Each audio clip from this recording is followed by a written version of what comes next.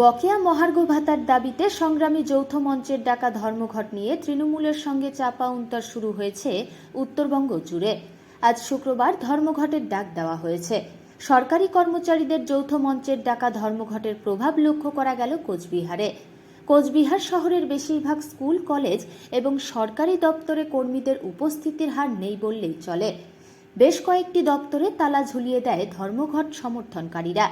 এদিন কোচবিহার শহরে ধর্মঘট সমর্থনকারীরা দফায় দফায় মিছিল বের করে কোচবিহার শহরে কর্মচারীদের তাদেরকে কুকুরের সঙ্গে তুলনা করছেন, কারা করে বলছেন আবার যে এখান থেকে আপনাদের না পোষায় দিল্লি চলে যান।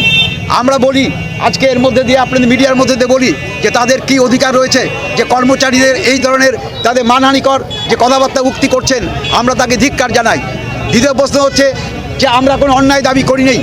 পশ্চিমবাংলায় এই যে কর্মচারী সরকার রয়েছেন, এই সরকার অর্থনৈতিক কথা বলেছেন, আজকে কি করলেন?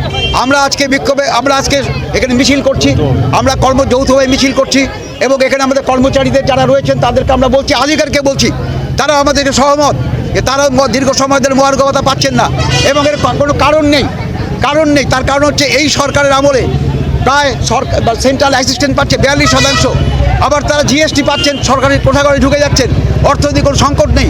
একটা রাজনৈতিক উদ্দেশ্যেই তারা আজকে অর্থগুলো আজকে বিভিন্ন স্কিমে তারা জনসাধারণকে দিয়ে নির্বাচনে বৈতরণী পার হওয়ার ব্যবস্থা করছেন। সুতরাং এর বিরুদ্ধে লড়াই আমাদের রয়েছে। মিছিল আমরা করবো আজকে সারাদিন ধরে, এখানে বিক্ষোভ কর্মসূচি আমাদের রয়েছে এবং এই বিক্ষোভ করার পরে পরিস্থিতি আমরা দেখি।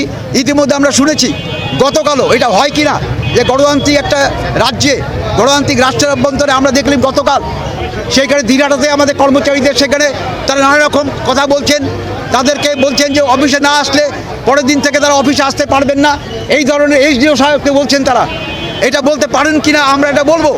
আমরা আমাদের পুলিশ যে আধিকারিক রয়েছেন তাকে বলবো যে এই ধরনের যে কথা বলছে, হুমকি দিচ্ছেন, এটা তারা করতে পারেন কিনা। শুধু আমরা মনে করি হ্যাঁ খুব ভালো সাড়া পাচ্ছি।